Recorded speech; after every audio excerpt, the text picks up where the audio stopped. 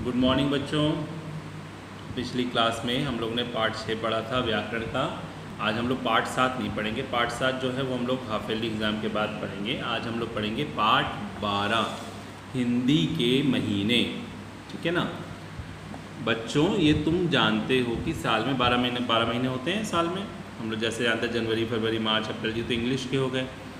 इन महीनों का क्रम सूर्य की स्थिति के आधार पर होता है। जैसे जो सूर्य वैसे तो पृथ्वी चक्कर लगाती है चारों तरफ सूरज के, है ना, ये हम जानते हैं साइंस में। लेकिन जब वो सूरज हमारी पृथ्वी के मतलब पृथ्वी जब सूरज के नज़दीक होती है तब गर्मी होती है, और जब दूर होती है तो सर्दी होती है। उसी के आधार पर ये 12 महीने बनते हैं। ये कौन बनाता? ये इंग्लिश के महीने बनते हैं। ठीक उसी प्रकार हिंदी में भी 12 महीने होते हैं, लेकिन इनका क्रम चंद्रमा की स्थिति पे, चाँद की स्थिति पे होता है।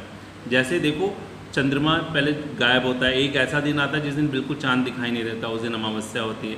फिर धीरे धीरे चांद बढ़ना शुरू होता है। फिर एक दिन आता है जिस दिन पूरा चांद दिखाई देता है, वो पूर्णिमा होती है। फिर धीरे धीरे घटना शुरू होता है। फिर एक दिन होता है गायब हो जाता है। देखो अमावस्या, ये पूरा 28 दिन का क्रम होता है, 28 डेज़ का। 14 डेज़ बढ़ता है, 14 डेज़ घटता है। ठीक है ना। अब देखो हिंदी के महीने क्या हैं। पहला चैत्र। चैत्र में देखो, जो मार्च अप्रैल में हम लोग करते हैं ना, नवरात्र आते हैं, तो वो चैत्र का महीना शुरू होता है। हम लोग जो महीना शुरू होता है हम लोगों का मार्च के महीने में, जब उस समय से चैत्र शुरू होता है। चैत्र, बैसाख, ज्येष्ठ, आषाढ़, श्रावण, कुछ लोग सावन बोलते हैं, भाद्रपद या उसको भादो बोलिए, अश्विन, कार्तिक, मार्गशीर्ष, पौष जो होता है वो सर्दी का टाइम होता है, उस समय बहुत ठंड होती है। पौष जो ये होता है समझ लो दिसंबर और जनवरी के मिड में, है ना। माघ, फागुन में होली आती है। ठीक, यहाँ से देखो होली के बाद फिर नवरात्र आता है ना, देखो फागुन के बाद फिर चैत्र आ जाता है। सभी भारतीय त्यौहार इन्हीं महीनों के अनुसार मनाए जाते हैं। अब देखो पहले भी हम लोग अभ्यास करते हैं, उससे पहले आप एक प्रश्न लिखेंगे अपनी कॉपी पे। पाठ 12 हिंदी के महीने, पाठ 12 लिखेंगे और उसके बाद लिखेंगे हिंदी के महीनों के नाम लिखिए। ये सारे 12 महीनों के नाम आप अपनी कॉपी पे करेंगे। नोट कर लीजिए, बुक में से भी नोट कर सकते हैं, इसमें से भी नोट कर लीजिए, कर सकते हैं आप। क्या करिए, वीडियो पॉज कर लीजिए और नोट कर लीजिए। ठीक है, चलो अभ्यास करते हैं हम लोग। चित्र देख के बताइए कि त्यौहार हिंदी के किस महीने में मनाया जाता है। देखो फागुन में होली खेली जाती है, सावन में राखी का त्यौहार आता है। ठीक है, सावन। कार्तिक में दिवाली मनाते हैं, और अश्विन में, ये अश्विन यानी कि ये अश्विन में नहीं होगा बेटा, ये वाला जो त्यौहार है ये अगर मान लो बैसाखी है तो ये बैसाख में आएगा। पहले की जिसकी किताब है उसमें लिखा हुआ था, लेकिन ये बैसाख में आएगा। ये बैसाखी मना रहे हैं।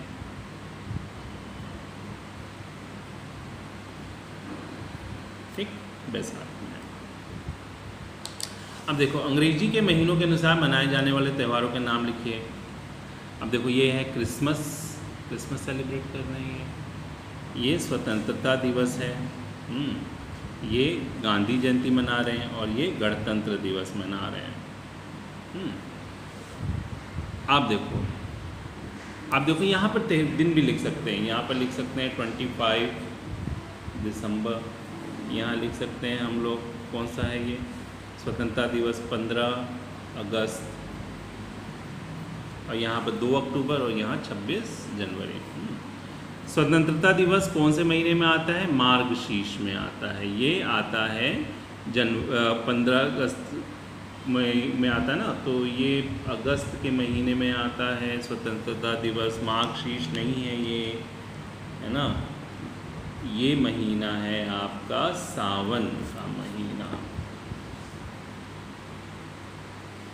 सावन। अंग्रेजी महीनों के अनुसार सावन कौन से महीने में होता है? अगस्त में होता है। ठीक, ये चैप्टर आपका ख़त्म हो गया। हम आज ही इसके 13 वाला जो चैप्टर है हिंदी की गिनती, ये भी हम लोग करेंगे आज। चलो नोट करते हैं बच्चों। पिछली क्लास में, क्लास 2 में हम लोगों ने क्लास 3 में हम लोगों ने 1 से लेकर 50 तक, 1 से लेकर 50 तक गिनती सीखी थी। आगे हम लोग सीखेंगे। देखो 51, 52, 53, 54, 55, 56, 57, 58, 59, 60, 61 61 मतलब 61, 62 63 64 65 66 67 68 69 70, फिर 71 मतलब 71 72 73 74 75 76 77 78 79 80 81 82 83 84 85 86 87 88 89 90। अब बच्चे जो हैं वो कंफ्यूज होते हैं 79 और 89 में। 79 मतलब 79, 89 मतलब 89, है ना। अब देखो 91 92 93 94 95 96 97 98 99 100, ठीक, ये गिनती है हमारी। अब आप इसका प्रश्न उत्तर भी आप लिख लीजिए।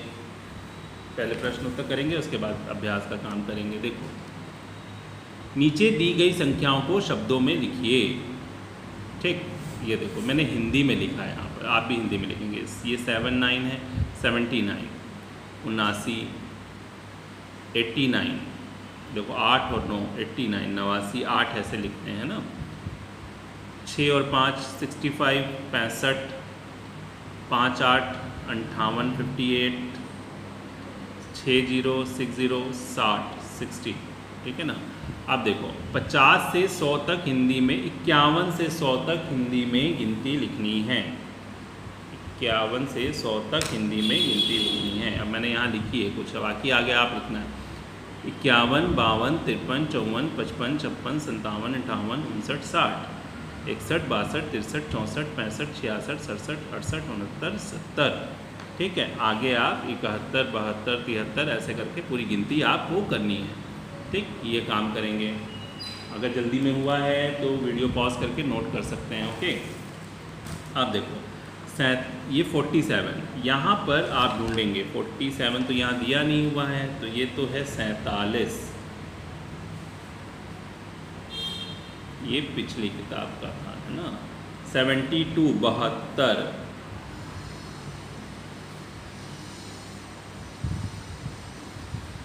49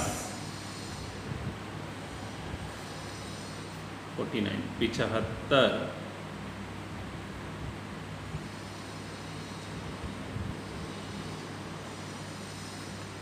ठीक। अब देखो 89 मतलब 89 गोला बनाया, 79 मतलब 79 गोला बनाया, 66 मतलब 66, 98 मतलब 98, है ना, मतलब 98। नीचे कुछ संख्याएं छूट गई, उन्हें पूरा कीजिए। 71 72 73 74 75 76 77 78 79 80 81 82 83, देखो 8 ऐसे लिखते हैं, इसमें ऐसे लिखा, लेकिन आप ऐसे भी लिख सकते हैं। 85 86 87 88 89 90, ठीक है। ये आपकी गिनती पूरी हो गई, ये चैप्टर भी आपका कंप्लीट हो गया। अब हम लोग नेक्स्ट चैप्टर में फिर मिलेंगे बेटा, तब तक के लिए बाय।